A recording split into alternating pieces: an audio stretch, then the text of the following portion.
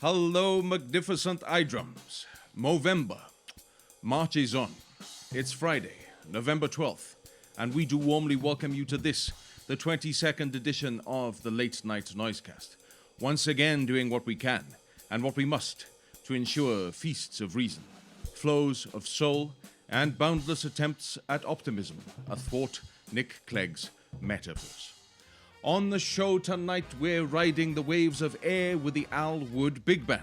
And friend of the Noisecast, Mr. Riccardo Pes, stops virtually by to regale us with his latest tales as cellist, composer, and all-round glorious soul. I begin tonight's show then, as well I should, with new studios full of gratitude for all of your interactions across the web sphere, the TubeU, the TalkTick, and such. And in particular for your very kind words regarding my interview with legendary drummer Steve Rushton last week. Lots of great things being said out there. Thank you so much for that. Thank you also for rejoining us in what is essentially our third season here. It's great to be back and lovely to have your company virtually once again. So away we go. And first up tonight, it's the Al Wood Big Band. Super Circle luminary Philip Steele composing and arranging. This is Al in Good Time.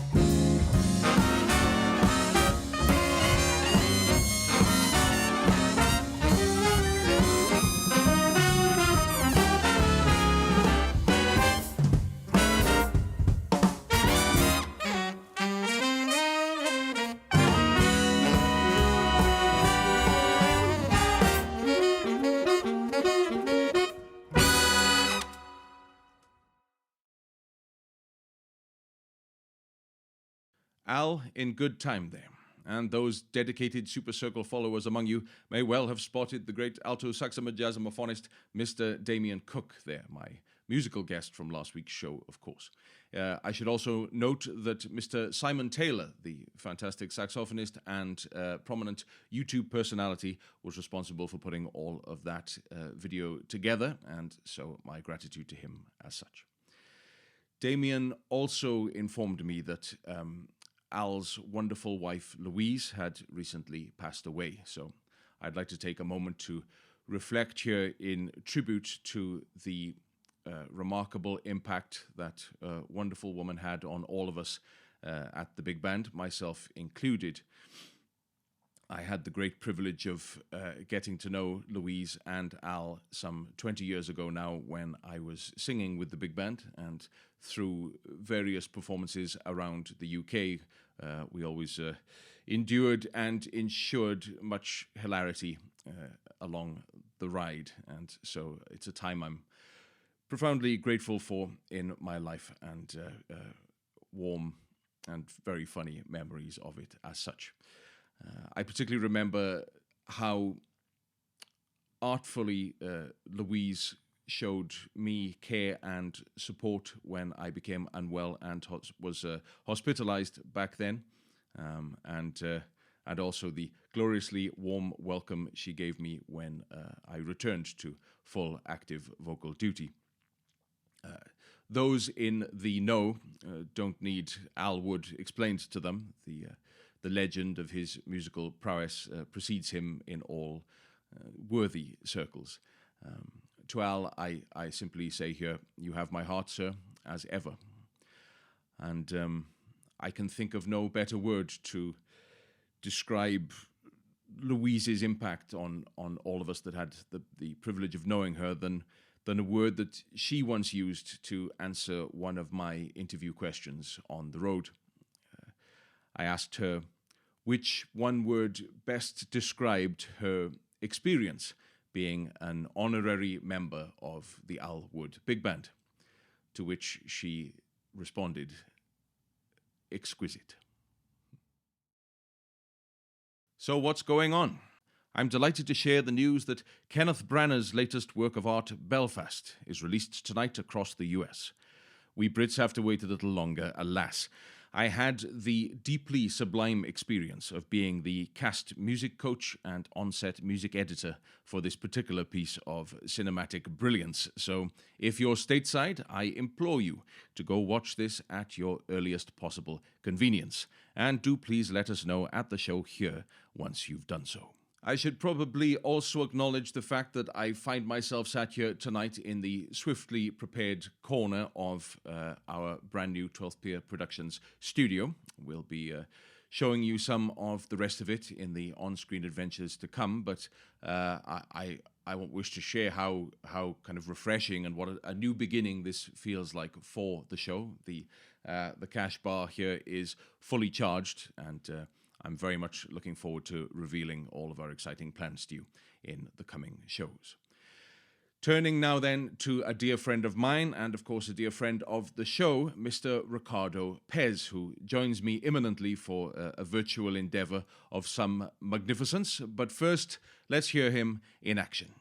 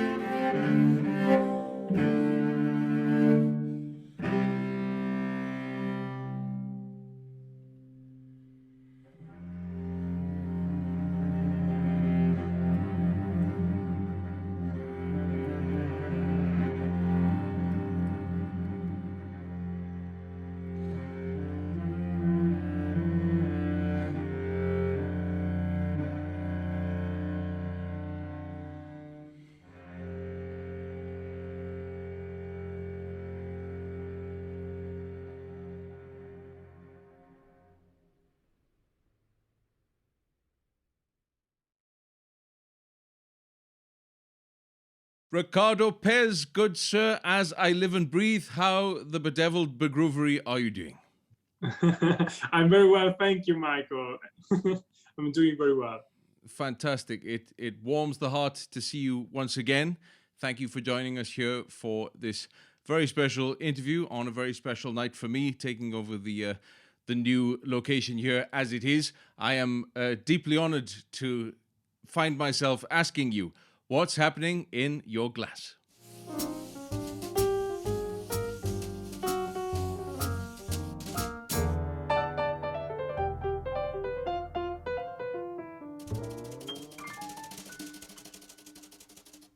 I've got some Prosecco. As an Italian, I love Prosecco, so yeah, I need a sparkly wine for tonight to celebrate your new place, your new your new space.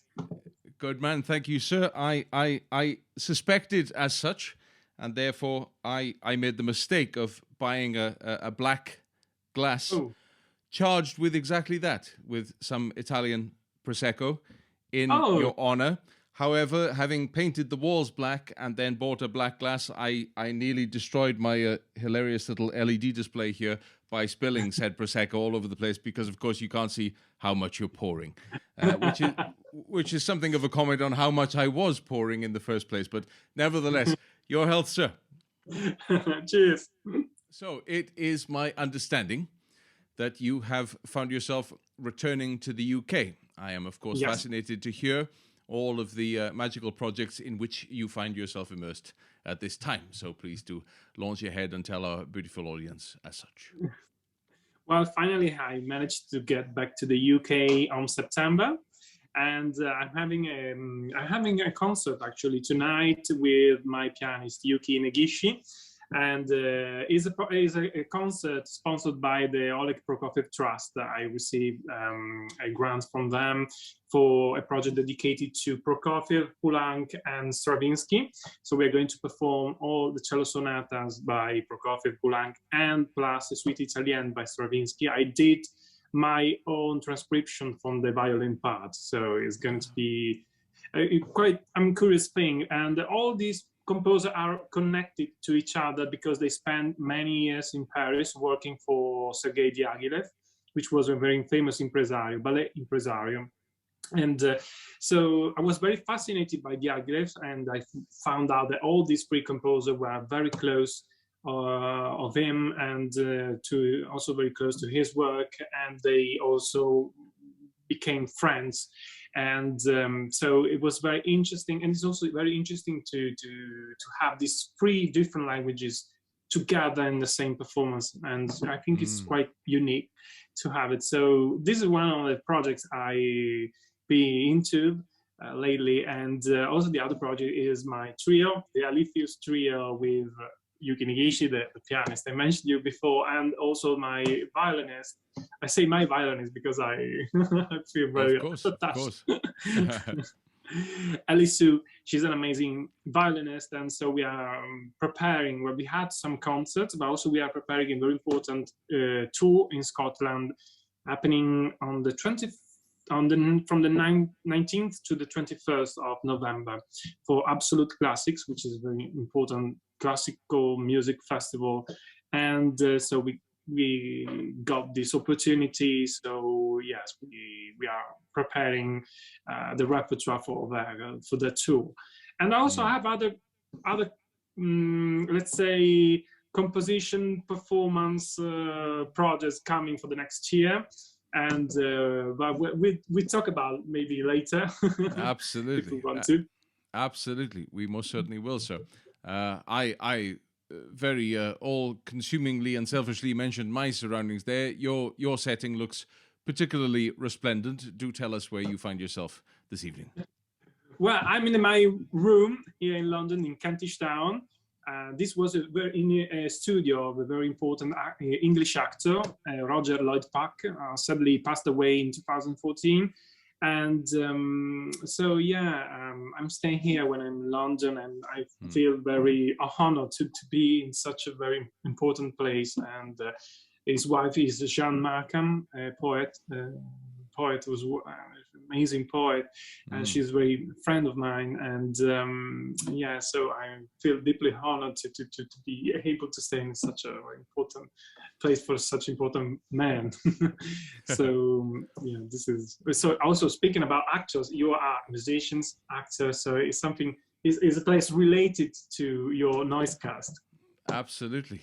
I feel that there is much that is related to the journey that led to my being sat here this evening, which substantively involves yourself in its early setting, because of course at the beginning of the first lockdown you very generously invited me to perform as part of your Andra Tutto Bene festival. I'm still getting my Buonasera good nights together, you know. Yeah. Right. Well, I mean, Andra Tutto Bene festival. And as such, that began something of a journey for me in terms of this sense, as it did for many, in terms of the sense of the streaming world that, of course, was in existence for many in other industries, for example, online gaming, you know, and otherwise. But when it came to musicians, then such adventures in noise, online at least, were fairly limited. And so it felt particularly special for me tonight in the new space here to find myself returning spiritually and in virtual person, what else, with your good self in this setting in order to celebrate that. So my pleasure. My real pleasure, Michael, to be your guest tonight. Thank you, sir. My great gratitude as such. I suppose it behoves me quite naturally in the first instance to ask for your reflections on the journey from that first festival aspect that you put together to now. Naturally, certain quote-unquote freedoms have been granted and released and otherwise, compared to where we were with literal 6 p.m. curfews and all of that. But yeah, I'm fascinated to hear your analysis of the journey on what is essentially coming up on 2 years now. Well, after the first lockdown, as you mentioned, I decided to create this online festival, which was the first online festival ever in the world. And because it was like a resilient gesture to keep the music alive. And after that, many festivals happened, and for musicians, being online and performing online became very natural. So it wasn't a new thing for everybody after the festival, and it was pretty common. And but at the same point, I felt that was it. I mean, we were all online. It was too much. So it wasn't. We weren't going towards the same direction, because at first the festival was really promoting the communication between an audience and the musicians. But after that, we were all online. So the people usually skip from live performances online because it was too much. Actually, there were too many things happening online. So it wasn't that good at some point. So luckily we got back to live performances, and after the first lockdown, the live performances were such a relief, because finally we got back and we were thinking, well, it's over now, we can just look at the future more positively, and that was it. But after, when the second lockdown, the third, came during the winter, it wasn't the same thing. We were into that again, and it was very difficult. Now I didn't really want to do anything online. Many musicians, they didn't want to do anything online, so the online performances became obsolete in a way. So it's very weird to say, because because they are. I mean, it's the future, but at the same time, it was quite obsolete. We're just waiting for live performance coming back again. I mean, and so when we finally got our live performances back, it wasn't like the first time, because I mean, I felt very anxious. I was worried to get stuck again with live performances. So I was performing, but not that positively. I was always saying, well, let's see. Well, for now, we are having concerts. Who knows for the next month? Who knows for the winter? And now we're struggling probably to keep the theatre open. So probably we're going to struggle for in the next months. And who knows?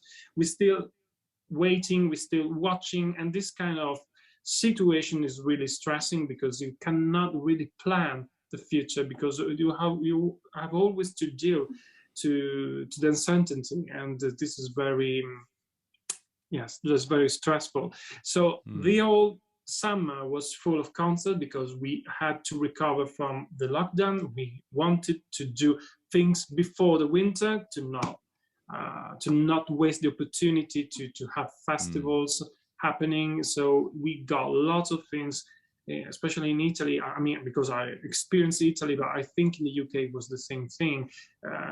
There was a lot of festivals happening, and there was too much for everybody, for the audience and for the performers, because we had like, I don't know how many dates I did during the summer, which was fine, and I really enjoyed everything, but it was very stressful because it was simply too much. I couldn't keep up with the practicing, with my studying, and there was always performing. So at a certain point, it was a little bit too much for me, and but I didn't want to lose the opportunity, because who knows in the winter. So this was the thought I had through all the summer and during up to now. So I think as other musician, I wanted to say yes to all the opportunities, and so yeah, we need. I think if we're not going towards a fourth or fifth lockdown, I think we need to definitely find a balance again, and to work and rest. So having these two things well balanced, because for now it's only work, and not really time to rest, to think about where you are and what you really want to do. But for now, it's just take all the opportunities you have, because you don't really know what's going to happen the next month or the next few months. This is what I think the feeling I had, and I shared with few musicians. So I don't know if it's quite common, but I think it might be. I think it's perfectly justifiable, and you are one of those people for whom experience has armed you with that level of concern and or suspicion, and otherwise, in a very useful way. So I think it's certainly of value to the audience of this show and beyond that they hear that sense from you that things are to be taken when they're available to be taken. I think there's the danger at the moment of there was hardly a sort of feast mentality before COVID. Yeah. But now in this situation, there's that sense that there are opportunities, but they're taking place on a plane of a famine mentality rather than a feast mentality, and I think that's as I was ranting away about last week, that's bringing a sense of additional competition and otherwise that ultimately will stand in the way of great collaborations, because there's that sense that it's every person for themselves, which I think has been a danger from the start, but certainly in this new incarnation of what we're going through is a clear and present danger, as it were. No, absolutely, I agree with you. It's it's the next step of competition in a way, and yes, from one side. From the other side, I think we probably found a new meaning of doing performances. We experienced not having proper live performances for quite a long time. So when we came back as performer and also as audience, because we play music, but also we go to listen to other concerts. So I feel myself really also also part of the audience, not just the performer on the stage. And I think I found myself really, I found a new meaning for me to be a performer, to be on the stage. And also I appreciate much more going to theater and going to cinemas, for example, to watch movies and to enjoy the quality of watching music, watching films at the cinema, and listen to classical music properly in a proper concert hall with a proper acoustic and live, and not only with headphones or speakers. And this is something I think we found out pretty unique, and we took it for granted, but it wasn't. So I think this might be very interesting for the future, because it's much more clear for everybody what culture and being part of a performance mean. And so I stay positive. I think positive, even if I feel a little bit anxious and stressed about what is going to happen the next month. And see, this is why I needed you in my life tonight on this show and this episode. It's that level of optimism, and your answer there speaks palaces of light into the otherwise void that presents itself for many musicians out there, and I think is truly valuable as such. Speaking of palaces of light into the void, we of course have your new record.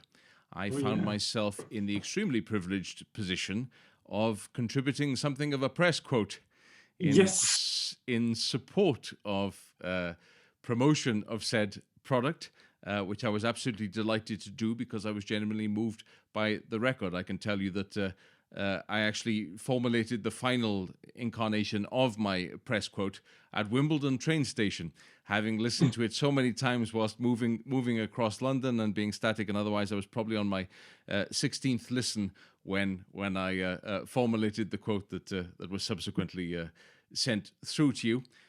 Please do tell us all about your work of art record, Qubit and Beyond, please. Thank you so much. Well, the title Qubit means it's the bit which the next quantum computer will be made of. And the quantum computer is the next level of the artificial intelligence. Doesn't mean that computer will be necessarily faster, they will be smarter. And this is quite scary at the same time, but fascinating, and it's hard to tell the difference sometimes, you know.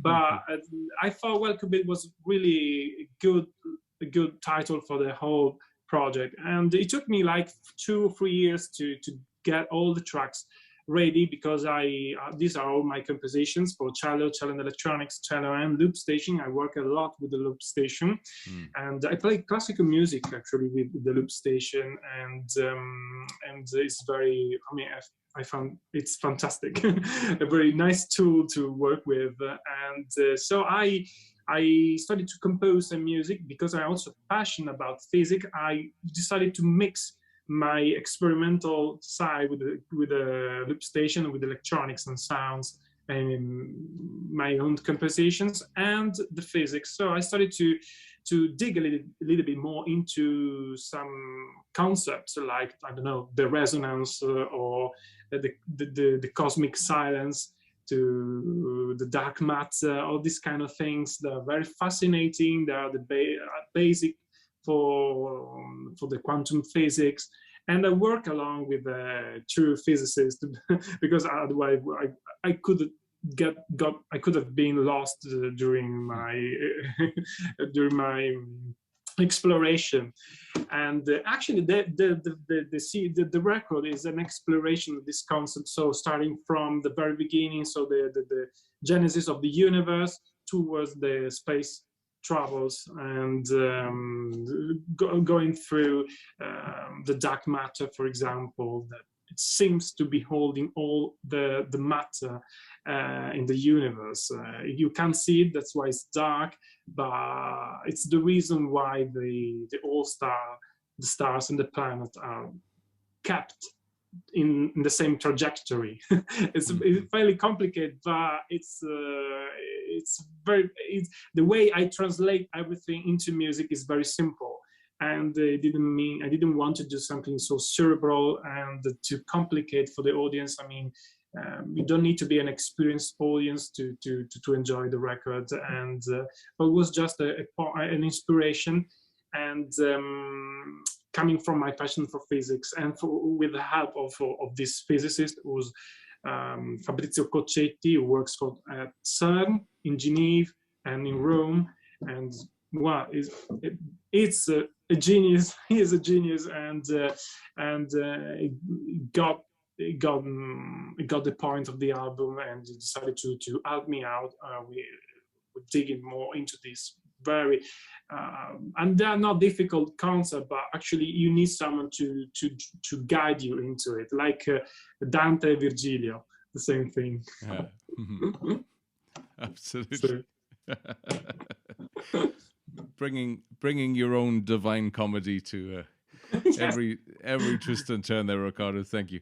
It behoves me, I think, to dig down a little bit into into that passion that you mentioned there for physics, and I guess for me to ask what synergy you find, or to what extent you feel there's a synergy between your musical expressions and explorations and your passion for physics. Well, the passion for physics comes from my high school years, because I wanted to go to the university and study, or I wanted to study law or going to physics. It was a bit unsure. But yeah, then I decided to go to cello and practice playing the cello. So yeah, I wasn't planning to. I wanted to become a musician, but I was very fascinated also by science in general, and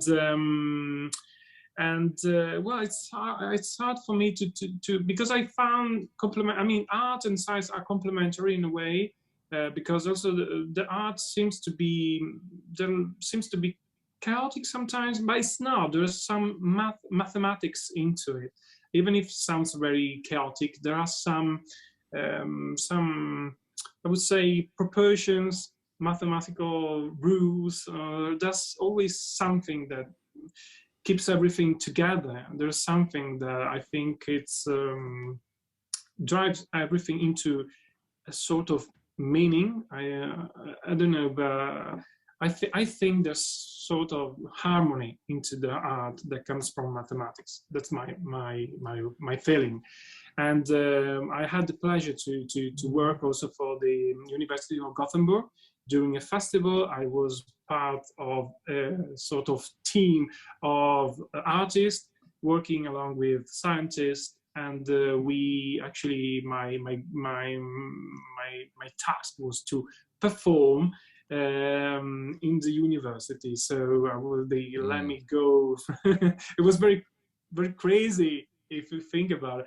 But actually, after 3 years improvising, working with other scientists, talking about universe, working with other actors as well, and electronic artists, we ended up with some feedbacks and some ideas that was very. I mean, that experience was very pivotal moment for me, because that was the moment where I saw art and science working together, and I thought, well, actually, that's quite the same thing in a way. Also, science is art in a way, so they also need most of them. They are researchers. They have to discover something that is unknown. So we do quite the same thing when we perform, when we study our repertoire, because we try to find something new, something unknown, something that probably is never done before. Not necessarily, of course, but so there's some connections, I think. You're bringing about a proverbial world peace here by suggesting that there's a shared experience of entropy from the universes of mathematics and musical creativity. I love it. It's yes, maybe, I don't know. So architecture, for example, is very it's a very, you can synthesize arts and science at the same time. For example, you have mathematics, but you have also to be creative. It's about also the energy you create with your space, so I think there are lots of things that we can share with science and other people. I'm reminded of the old juxtaposition of a quote that I could never actually narrow down the source of, but it was essentially, it felt like a very mathematical description of music in terms of, a series of harmonic concords that are brought together in approximate juxtaposition and otherwise, versus the Charlie Parker quote that if you don't live it, it won't come out of your horn. And this was something this is something we debated between those 2 points for several years. Yeah, no, but I agree. Actually, but if you think about it, also, I was thinking one of my favorite composers is Debussy, and he didn't want to follow those rules. He just wanted to follow some colors, some ideas he got, and he didn't want to use the harmonies that he was supposed to use, because those harmonies, those kind of connection between different chords is right, and if you think differently is wrong. I don't like that kind of attitude. So I don't think there's I don't think I don't think it's very important to follow those kind of rules. It's important to find your personal harmony. I think Charlie Parker, in a way, probably it was just following some, probably his instinct was guiding him towards our, I don't know, harmony, different harmony. I think probably it was some mathematics inside of him as well. I don't know. I don't know really Charlie Parker that much, but probably, I don't know. Yeah. It's I think there's he should have been some sort of harmony. I think different from from like proper academic point of view. Absolutely, yes. Yeah, from that mathematical perspective. A man after my own heart as ever, dismissing absolutisms at every turn. It would be remiss of us not to pick up on the fact that you promised us a few more juicy details regarding other projects. I am of the understanding that there's a particularly large-scale personnel situation at hand, so do share across the board for us as such. Well, actually, I would like to. I'm doing a sort of exploration of the underground world of London, and I'm recording some sounds, some different things that I find during my journeys in the tubes. And I'm just collecting informations, and in order to create like a live performance or just a starting of the underworld in London. I can't tell you more than that. I asked for juicy and I got underground. What more could I ask for? Okay, great. I'm good, sir. I also understand there's some orchestral excitements at work. Yes, definitely. Well, there was an old dream for me, because I grew up by listening to a very, very famous orchestra in Italy, which is the Orchestra Italiana d'Archi, Italian string orchestra. And it was led by a famous cellist, Mario Brunello, who won the Tchaikovsky competition in 1986. I think he teaches at the Royal Academy at the moment. And he is one of my favorite cellists. And Mario Brunello created and forged this orchestra. And so I grew up with the idea, well, at some point I really would like to have, not my own orchestra, but have work and with a string orchestra, create a new orchestra. And so finally I met a couple of friends, and we decided together to put this string orchestra back.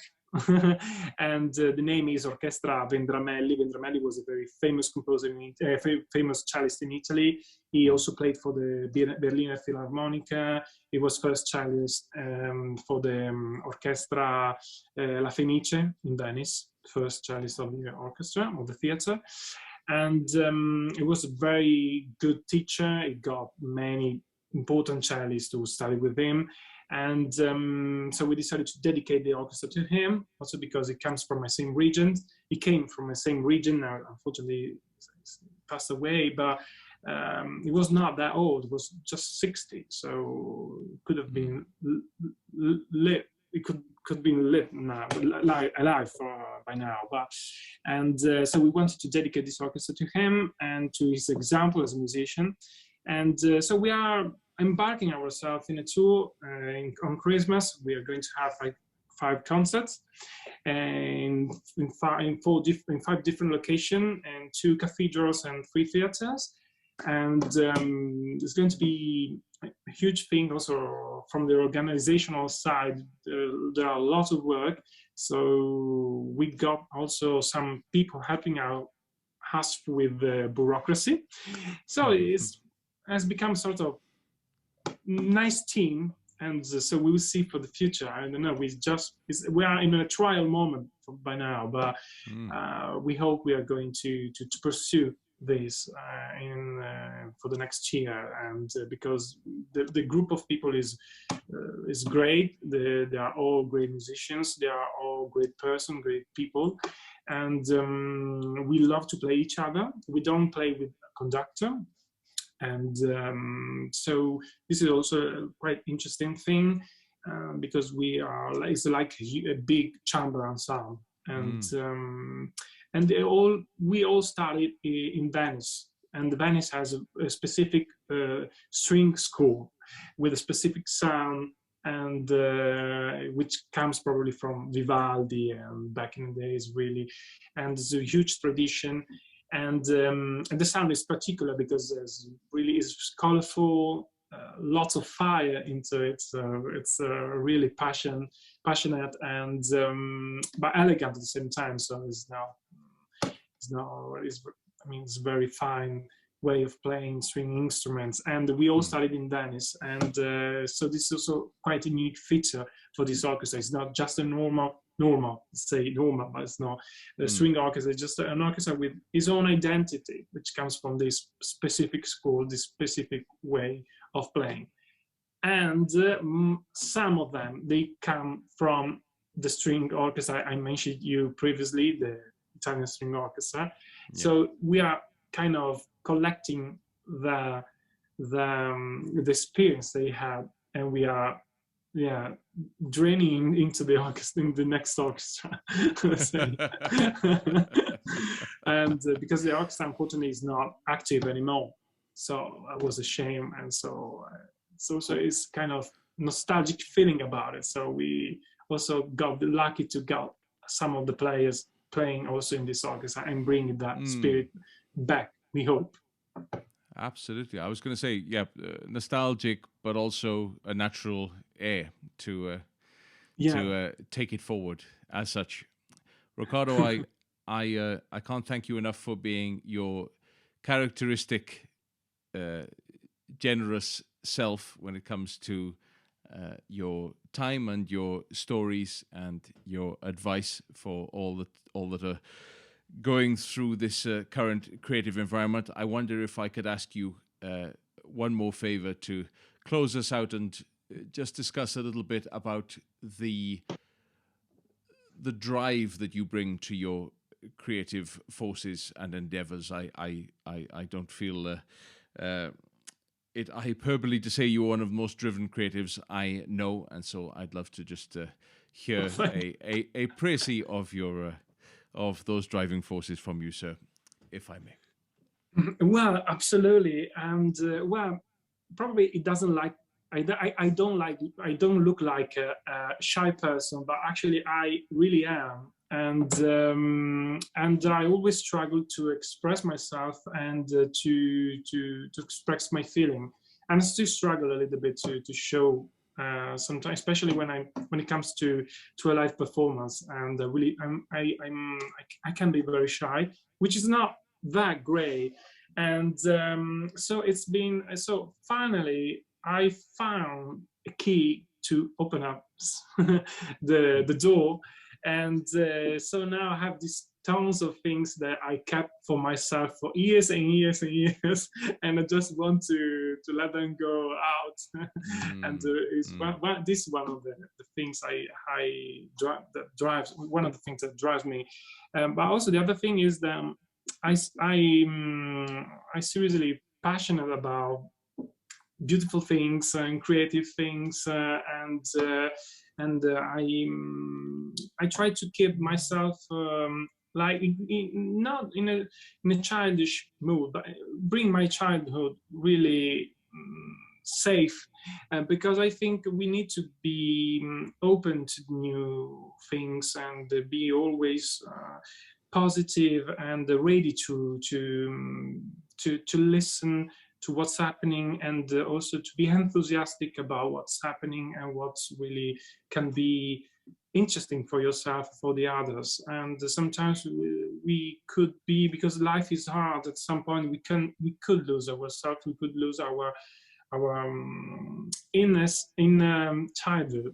I would say in a child it could be in danger, because the life is definitely tough and hard with everyone. Because as I probably told you, I lost my father 7 years ago, for example, and it's been a tragedy for me, because I'm very connected with my father, and we had a huge relationship together.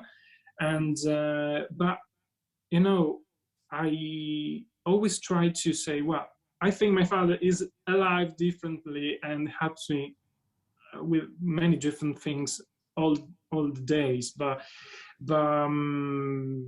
one thing, I wanted to keep my happiness, to keep myself ready to explore and to be enthusiastic about life, even if it has been so hard with me and my family.